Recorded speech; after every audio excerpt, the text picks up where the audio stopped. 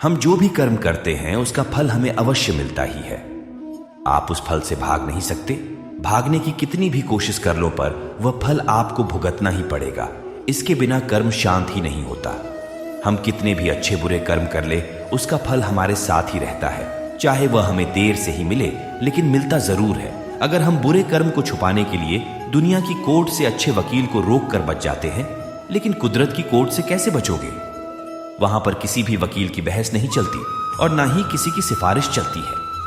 कुदरत ने जो कर्म के नियम बनाए हैं उसमें कोई गलती नहीं होती है। कोई भी कर्म करो उसका फल हमें मिलता ही है।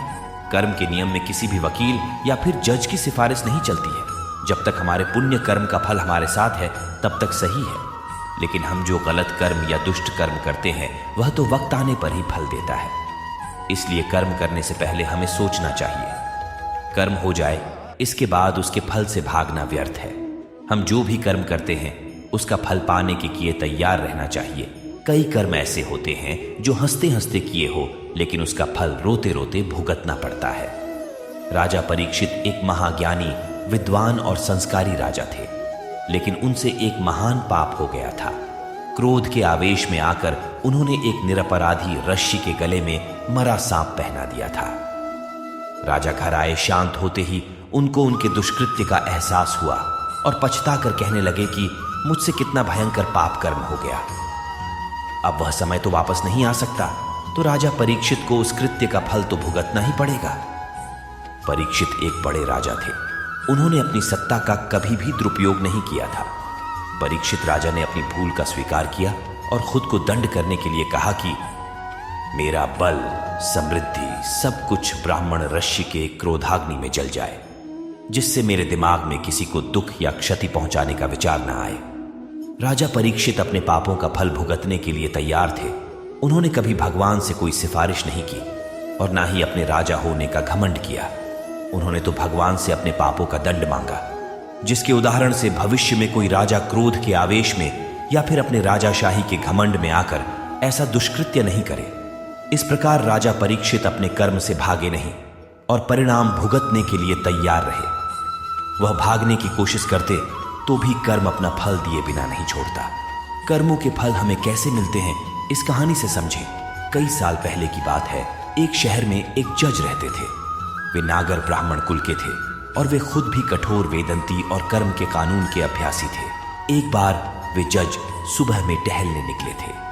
तब उन्होंने देखा कि एक व्यक्ति भाग रहा था और उसके पीछे भागते हुए व्यक्ति ने पीछे से एक खंजर उसके शरीर में मार दिया और तब तक उसको घाव करता रहा जब तक वह मर नहीं गया। यह घटना जज साहब ने अपनी आंखों से देखी। खूनी भाग गया था। उस खूनी को जज साहब ने ठीक तरह से देखा था। फिर जज साहब घर गए, लेकिन यह बात उन्होंने किसी को नहीं बताई, क्योंकि खून का केस आखिर में उनके कोर्ट में ही तो आने वाला था। फिर पुलिस की पूछताछ शुरू हुई। 6 महीने में पुलिस की संपूर्ण इंक्वायरी पूरी हुई। हत्या का मामला दर्ज किया और आखिर में यह मामला उस जज के पास ही आया, लेकिन उन्होंने देखा कि खूनी कोई और ही था। उन्होंने उस दिन जिस खूनी को देखा था वो यह नहीं था। फिर मुकदमा शुरू हुआ। उस व्यक्ति को ही खूनी साबित करने का ठोस सबूत मिला। जज साहब तो जानते थे कि यह व्यक्ति बेकसूर है, लेकिन जज को सबूतों के आधार पर फैसला देना होता है। उसमें न्यायाधीश के अपने खुद के आधार पर उसको बेकसूर नहीं कहा जाता। इसलिए उस निर्मित प्रतिवादी को पूरे सबूतों के साथ खूनी करार किया गया। लेकिन जज साहब एक वेदंती और कुदरत के कर्म के नियम के पक्के अभ्यासी थे। उनको पता था कि असली खूनी घूम रहा है और एक निर्दोष को सजा हुई है। इसलिए उन्होंने फांसी की सजा सुनाने से पहले नकली खूनी को अपने चेंबर में बुलाया। जज साहब के पास जाते ही वह नकली प्रतिवादी रो पड़ा और कहने लगा कि मैं निर्दोष हूं, मैंने खून नहीं किया है।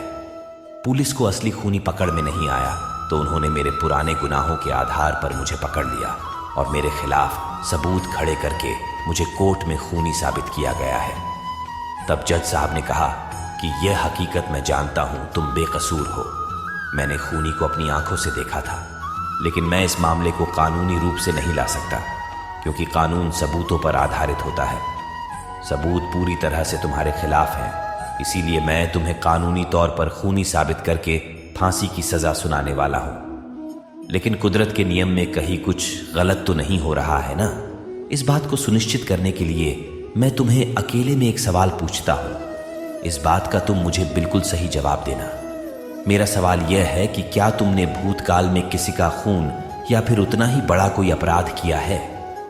झूठे आरोपों में फंसे व्यक्ति ने अपना सिर झुकाकर कहा कि मैंने भूतकाल में 2 खून किए थे, लेकिन मैंने उस समय पुलिस वाले को बहुत सारे पैसे दिए थे, इसलिए मैं निर्दोष साबित होकर छूट गया था। लेकिन इस केस में मैं सच में बेकसूर हूं, फिर भी सजा मिल रही है। जज साहब को समझ में आ गया कि भगवान के कर्म के नियम में कोई चूक नहीं है। पहले 2 खून के समय उसके पुण्य कार्य का फल चल रहा होगा, इसलिए उसका क्रियमाण कर्म ने फल देने में देर लगाई और कर्म संचित हुए। अब जब पुण्य खत्म हुआ होगा तो पहले के 2 खून के फल के रूप में संचित हुए कर्म ने इस बार प्रारब्ध रूप से बेकसूर होने पर भी उसे फांसी की सजा दी। वीडियो अच्छी लगी हो तो वीडियो को लाइक करें और कमेंट में जय श्री कृष्ण जरूर लिखें।